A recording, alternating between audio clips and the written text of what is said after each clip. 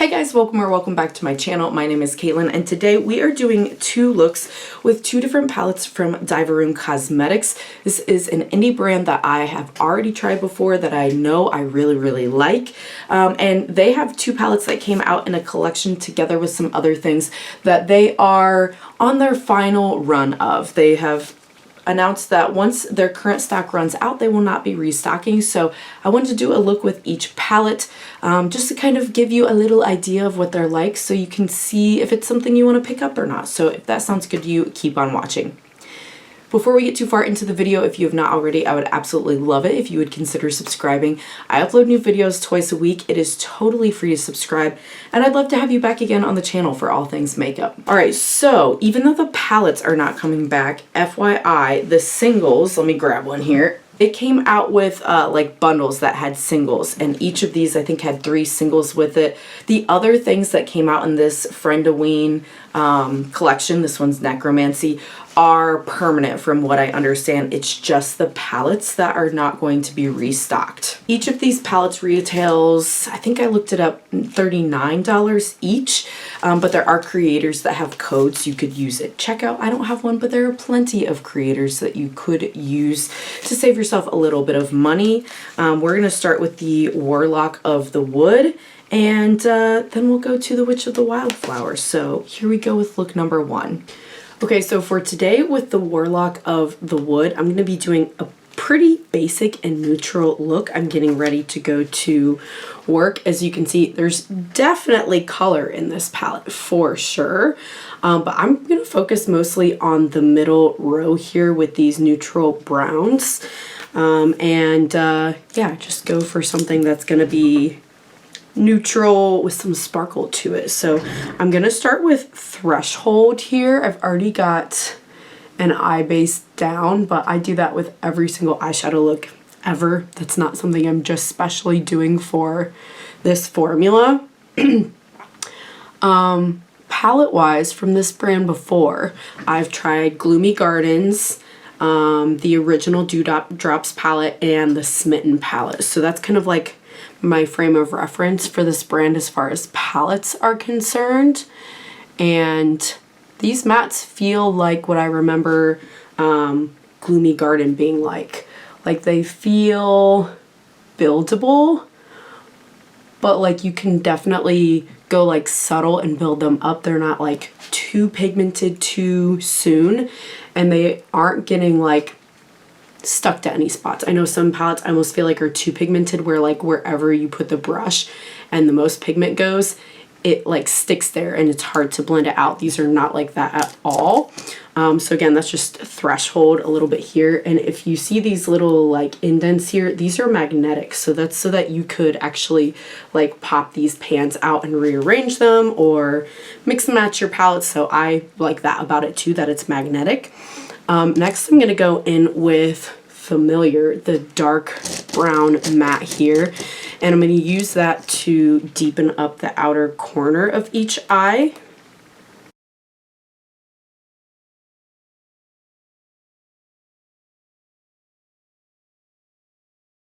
And then just to really make sure it's blended out, I'm going to go back in with Threshold and put that over top as well as around the edges to like make sure again that it's all blended and nothing's like patchy looking. Not that it really was patchy looking to begin with. I just feel like doing this helps kind of blend the crease shade with the deeper shade when you kind of like mix some of the crease shade in with it a little bit to get something that's like this.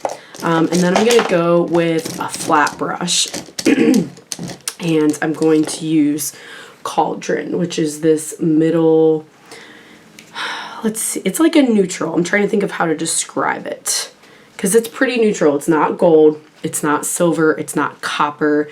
It's just kind of like a taupe, kind of a shade of shimmer, but it goes excellently with the other neutrals I feel like they put in here. And this shimmer formula, I feel like from this brand, is really good at adhering to the eye and not giving like fallout without really needing to use like a glitter primer. So I think like for me, the only reason I might use a glitter primer with this one is if I didn't want it blended, like right now, I don't know if you can see, but the sparkle is kind of like spread out and dispersed over the eye. If you really wanted this color like thick, opaque, like layered, then you might want more of like a tacky base. But again, I feel like it does a pretty good job with like adhering to the eye just with whatever binding agent they've used in their shimmer formula naturally, without having to go in with a glitter primer to get it to stick up or to get it to like stick to the eye and not create a lot of fallout. Because I did my base first and like look, that like mattes and shimmers, no fallout, which is amazing. Love that. Let's see here. I'm gonna go, like I said, I'm just keeping it like a really simple neutral work look for this particular palette to try it. I can already say like this is quality wise definitely matching up to what I know Dieverune's quality to be. So if you've tried their brand before and liked their formula, if you like this color story, I don't think you'll be disappointed with this palette either. I can't wait to dig into some of the more colorful shades a different time. I'm going to use Blackthorn, this matte down here, just to put something on the lower lash line to kind of frame my eyes, lift them a little, do shadow liner. And then normally if it weren't a work function, I would so be putting Talisman in the inner corner. It probably just looks white to you, but it's a split pan. It's like an iridescent where part of it's green and part of it is pink. I can't wait to play with this one again. This is curated by Basket Case Beauty, this particular palette, and I feel like this was just such a fun, like the whole spooky Frandoween collection was really fun. And just the packaging, the artwork, like I really, really like this. I know I didn't get to play with the color, but again, let me know if you want to see more looks with this. Like obviously this video, just for time's sake, trying to get it up before they run out of their last restock. I just did one look per palette, but if you want to see more with it, let me know in the comments and I'll do more. But today I'm not going to do pink or green in the inner corner like maybe I normally would, just because I am going to work and it's kind of a school color event since I'm a teacher and the school colors are red and white, so I'm not going to put pink and green as part of my look. But yeah, that is the Warlock of the Wood palette. I'm going to go ahead and do mascara and lip just to show you the final look. Okay guys, and here is the final look here. First impressions with the Dieverune Cosmetics Wood. I'm saying it wrong, sorry. Warlock of the Wood palette. Is this a look you could probably get with other palettes? Definitely. You don't need any makeup. However, if you like this color story and you like sparkle like this, I don't think you'll be disappointed. Again, I really do enjoy this brand, and yeah, I'm gonna feel really good about this makeup going to my work function. So that's it for this look, and we're gonna go ahead over to the Witch of the Wildflower. All right guys, I'm back for look number 2. I've got my base on, and now this time we're gonna do a look with the Witch of the Wildflower palette. I'm gonna leave the little plastic insert on here to show it to you again because of this broken shade at the bottom, and I'm trying to not spill it out, but that's what it looks like. I'm gonna do something that's a little more on the purpley side for this one today. I already have eyeshadow primer on. I'm just gonna lightly go in with Porcelain Berry here. Ooh, I say lightly, but there's pigment there, guys. That was a lot. I felt like I hardly put anything on my brush, and that was a lot, so beware. It's not necessarily a bad thing, by the way, just I wasn't expecting it to be so much so fast. It's not a problem, I feel like. It's just, it's good to know in advance before you go in so that you can pre-plan just how like pigmented or potent you're wanting it to look. So I'm just taking the shade and I'm kind of like both running it through the crease as well as the outer portion of the lid, just to give myself a little something. Because I'm going to go in with this deeper purple called, what are you, Purple Toad Flax, I think is what that says.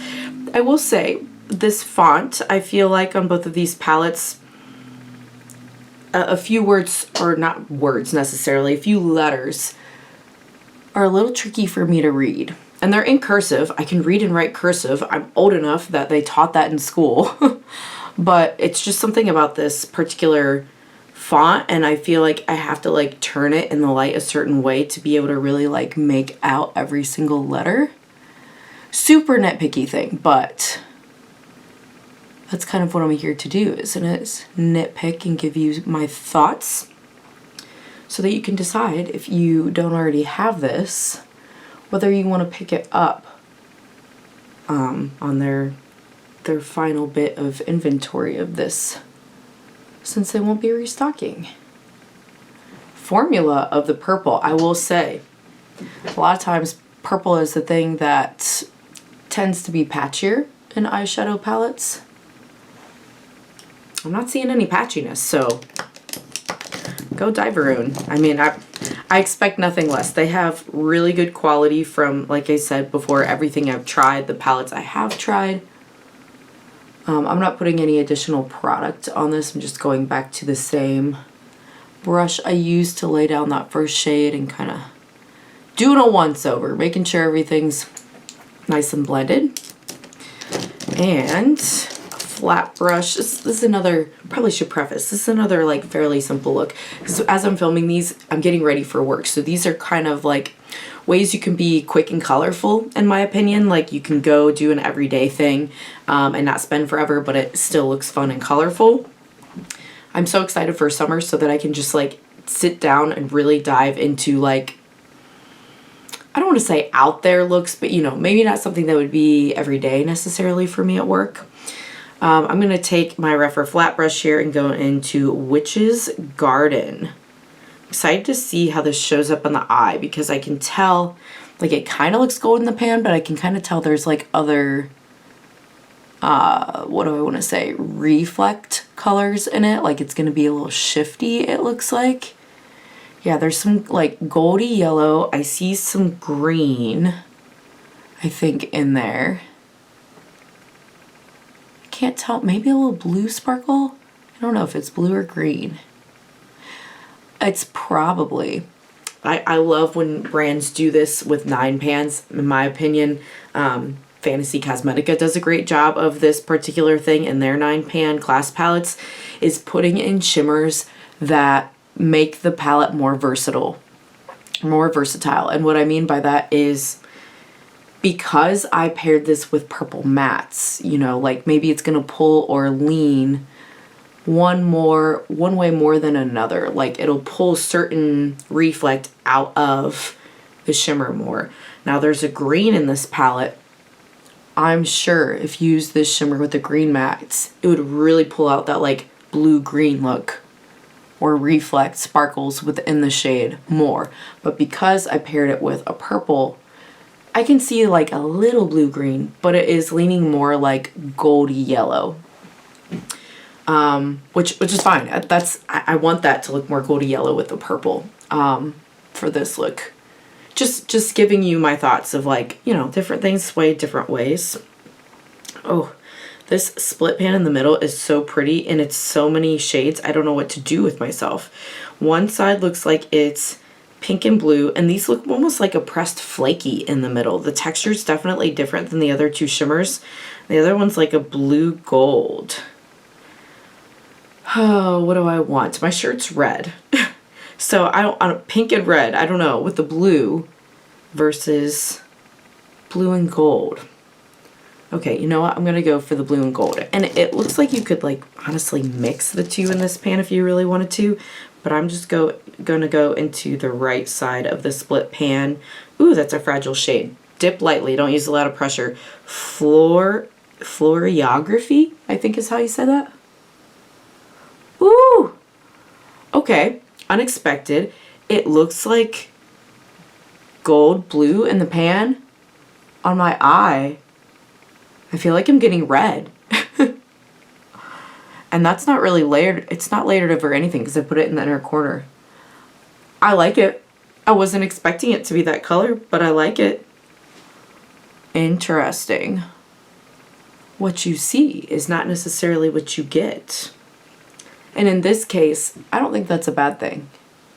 I'm going to do a little of that into this like swoopy part right here on my eye too, just to try to tie in the inner corner to the rest of the look here.